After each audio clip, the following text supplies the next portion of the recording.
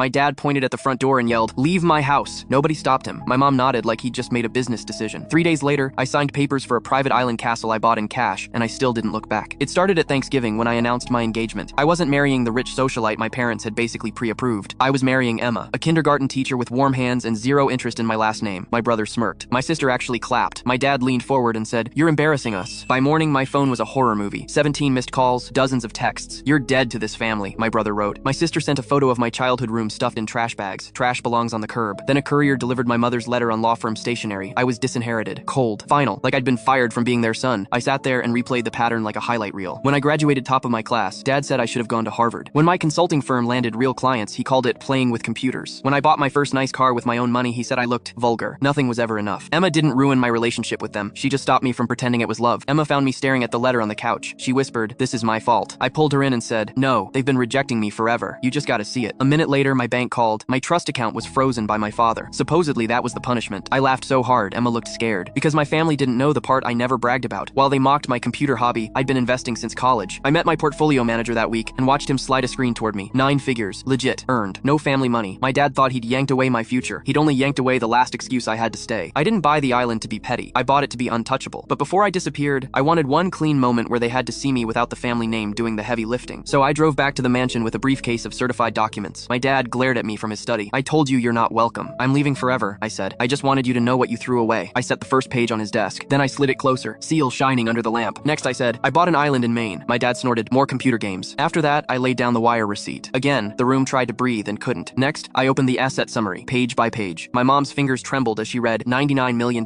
My sister's mouth opened, then nothing came out. My brother stared like the floor had moved. Then my dad stood up, face turning red. "You arrogant little show-off," he spat. I stayed calm. "You're right. Money doesn't make me better. It makes me free." My mom snapped, "Where did you get this?" "Illegal. Bitcoin. Stocks. Startups. I started with 5 grand, I said. "Well, you all called it a waste." For the first time, my dad looked small. "We made a mistake," my sister whispered. "Yes," I said, "and now you get to live with it." When my dad tried, "We can work something out," I cut him off. "Nothing changed except your opinion of my bank account." A month after Emma and I moved into the castle, a rented yacht begged to dock. My family stepped into my great hall like tourists. My dad cleared his throat. "We owe you an apology." My brother got to the point. "The company is bleeding. We need 50 million. I sipped my tea. "Funny. 4 weeks ago, I was beneath you." My mom cried, mascara sliding. "Please don't abandon us." "I won't," I said, "but I'm not rescuing you for free." My terms were simple and brutal. Dad stepped down. I took 51% ownership and final say. My sister worked a real job with no shortcuts. All of them did therapy twice a week. And the apology to Emma happened publicly, in front of the same people who watched them humiliate her. They signed. They shook my hand like I was the judge. And for once, I didn't feel revenge. I felt relief. That next Thanksgiving, we ate under my roof. My dad thanked Emma for showing us what love looks like. I raised my glass and thought the quiet part out loud. I didn't buy a castle to prove I mattered. I bought it so nobody could ever vote on my worth again.